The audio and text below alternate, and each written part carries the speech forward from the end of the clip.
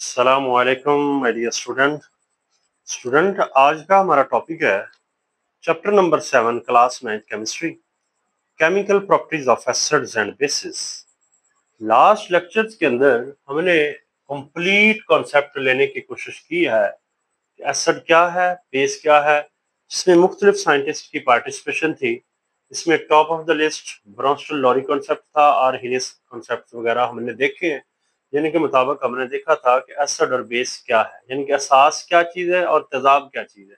Base को उर्दू में असास कहते हैं, उर्दू हिंदी में, और जो हमारे पास एसिड है उसको तेजाब कहते हैं। तो ये चीज़ें हमने पढ़ ली तो हमें ये चीज़ बहुत वाज़ह हो गई थी कि जो HCl है वो भी कैटेगरी में एसिड आता है। H2SO4 जो है ये भी एसिड में आता है। H2SO4 सल्फ्यूरिक एसिड है और HCl जो है वो हाइड्रोक्लोरिक एसिड, और दोनों ही बड़े स्ट्रॉन्ग एसिड है। तो देखा ये गया है कि एसिड वो चीज होती है जब उनको वाटर में डिसॉल्व किया जाए तो वो अपना H आयन देते हैं। यानी कि हमारे पास ये एक बर्तन है, एक वेसल है, इसके अंदर माय डियर स्टूडेंट हमने H2O लिया हुआ है, पानी लिया हुआ है, और इसके अंदर हम एक सब्सटेंस ऐड करते हैं जिसका नाम HCl है, हाइड्रोक्लोरिक एसिड। जो ही ये पानी में आएगा ये डिसोसिएट हो जाता है, मीन के ये आयोनाइज हो जाता है, अपना H आयन को ये यहाँ से मूव करवा देता है। तो H आयन को हमने देखा है, पीछे डिटेल में चीजें डिस्कस की हैं, इसे प्रोटॉन कहते हैं। तो जो चीज प्रोटॉन डोनेट करती है that one is called acid. इस तरह जब H2SO4 वगैरह को भी ऐड करते हैं वो भी आयोनाइज हो जाता है और H प्लस आयन में दो में कन्वर्ट हो जाता है और SO4 टू नेगेटिव आयन, इसे सल्फेट आयन कहते हैं, इनमें कन्वर्ट हो जाता है। तो जो आयोनाइज होके H आयन यानी कि प्रोटॉन देगा उसे हमने एसिड कहा है। ये चीजें हमने लास्ट टाइम देखी हैं। तो आज हमने एसिड और बेस की प्रॉपर्टीज देखनी है, और वो प्रॉपर्टी फिजिकल की बात नहीं करेंगे, केमिकल प्रॉपर्टीज की बात करेंगे। यानी कि हम एसिड और बेस के आपस में देखेंगे कैसे ये रिएक्ट करते हैं, आपस में कैसे रिएक्ट करते हैं, बाकी चीजों के साथ ये कैसे मिलते हैं। केमिकल रिएक्शंस हमने देखने, हमने इनको दूसरों चीजों से मिलाना है। तो properties of acid and base depend upon the substance they react. वो कहता है एसिड और बेस की जो खूबियां हैं, जो प्रॉपर्टीज हैं, वो डिपेंड करता है वो किस जिससे रिएक्ट करते हैं, उस बेस पे उनको फाइंड आउट किया जाता है। जैसे वो कह रहा है कि जो एसिड हैं उनके केमिकल रिएक्शन इनके साथ हो जाते हैं मेटल्स के साथ, जैसे हम यहाँ देखेंगे, लेकिन जो बेसेस हैं वो रिएक्शन नहीं करते। तो आइए अब पहला रिएक्शन देखते हैं। पहला रिएक्शन है विद अल्कलीज और मेटल ऑक्साइड। एसिड के रिएक्शन हमने देखने हैं इस लेक्चर के अंदर, हमने सिर्फ और सिर्फ केमिकल रिएक्शन ऑफ एसिड देखने हैं। तो रिएक्शन देखने हैं अल्कली के साथ। अल्कली कहते हैं माय डियर स्टूडेंट बेस को ही कहते हैं, जिसमें हमारे पास NaOH आ जाएगा। लास्ट टाइम हमने चीजें देखी हैं, NaOH है, KOH वगैरह है, और मेटल ऑक्साइड के साथ जब आपके पास ऑक्सीजन किसी एलिमेंट से मिलती है वो ऑक्साइड बनता है। अब कैल्शियम से मिली हुई है, इसे हम कैल्शियम ऑक्साइड कहेंगे। अब अभी इसी कैल्शियम ऑक्साइड को हमने एक एसिड के साथ यहाँ पे मिलाया हुआ है, इसका नाम है नाइट्रिक एसिड। यहाँ पे जब, और ये हमने एक्वस फॉर्म में लिया, एक्वस फॉर्म से मुराद ये है कि इसको हमने वाटर में मिक्स किया हुआ है इस एसिड को, जिसका नाम है नाइट्रिक एसिड। इस एसिड को हमने पानी में डाल के उसका एक सोल्यूशन बना लिया। जब पानी में डाल दिया उसके आयन बन गए, H पॉजिटिव आयन और NO नेगेटिव आयन। इसका नाम है nitrate ion my dear student, इसका नाम है जी नाइट्रेट आयन। और ये हमारे पास है हाइड्रोजन आयन, इसे हाइड्रोजन आयन कहेंगे। और आपके पास ये कैल्शियम ऑक्साइड है, ये एक सॉलिड फॉर्म में है, और जब इसको हमने इस सोल्यूशन वाले एसिड वाले सोल्यूशन में डिसॉल्व किया है तो इसमें my dear student calcium ion अलग हो जाता है और ऑक्साइड आयन O2 नेगेटिव की फॉर्म में अलग हो जाता है। अब ये वाला जो कैल्शियम है इसके ऊपर +2 चार्ज है, इसका मतलब ये है कि ये 2 ग्रुप को आपस में सराउंड करने की एबिलिटी रखता है।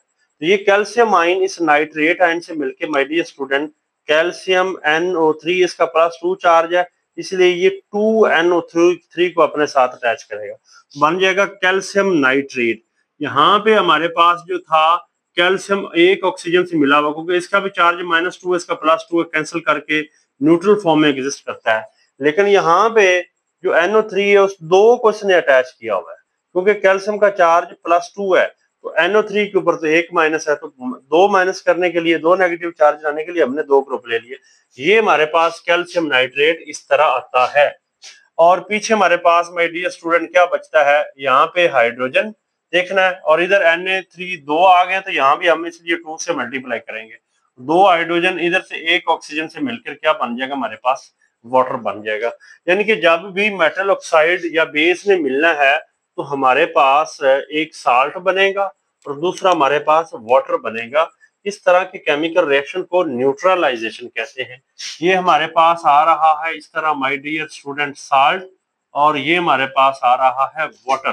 तो मेटल ऑक्साइड ले ले या KOH ले ले, दोनों केसेस में ये साल्ट बन रहा है और ये हमारे पास है लिक्विड फॉर्म में वाटर बन रहा है। अब हमने H2SO4 को KOH के साथ देखना है, तो ये भी इसी तरह ही रिएक्शन हुआ है कि यहाँ से 2 हाइड्रोजन इधर से 2 OH ग्रुप के साथ मिलके हमारे पास माय डियर स्टूडेंट 2 बन जाएंगे वाटर के मॉलिक्यूल। और ये वाला जो मेटालिक पार्ट है K जो है, इसके ऊपर प्लस चार्ज है, उधर से SO4 के ऊपर 2 नेगेटिव चार्ज है, इसको 2 पॉजिटिव वाला चाहिए, इसलिए 2 K हमने ले लिए, ये मिलके K2SO4 साल्ट बना लेगा और वो हमारे सामने। और इधर से OH इस हाइड्रोजन से मिलके 2 वाटर मॉलिक्यूल बना लेंगे। तो this is another form of the neutralization reaction. तो मेटालिक ऑक्साइड हो या बेस हो, KOH पोटेशियम हाइड्रोक्साइड एक बेस है, इसे अल्कली भी कहेंगे हम। तो ये जब मिलेंगे तो साल्ट और वाटर बनता है। नेक्स्ट हमारे पास रिएक्शन है मेटल के साथ रिएक्शन। और एसिड जब मेटल से मिलते हैं तो हाइड्रोजन गैस को इवॉल्व करते हैं। यानी कि यहाँ पे हम अगर केमिकल रिएक्शन करवाएं, इधर हमारे पास HCl पड़ा हुआ है एक बर्तन के अंदर, ये पड़ा हुआ है जी, ऊपर से हम पाउडर फॉर्म में मैग्नीशियम मेटल को ले लेते हैं। तो जब इनका केमिकल रिएक्शन होएगा तो यहाँ से हाइड्रोजन गैस जो है वो इवॉल्व होगी। वॉल को मतलब यहाँ से खारिज हो जाएगी, रिलीज हो जाएगी। तो ये रिएक्शन हुआ कैसे है माय डियर स्टूडेंट, जो मैग्नीशियम है ये बहुत रिएक्टिव मेटल है। तो HCl का रिएक्टिव मेटल के साथ हम रिएक्शन देख रहे हैं जो बहुत ज्यादा स्पीडली रिएक्शन करती हैं। तो वाटर एक्वस फॉर्म में लेंगे तो बाद में हाइड्रोजन आयन और क्लोराइड आयन बन जाएंगे।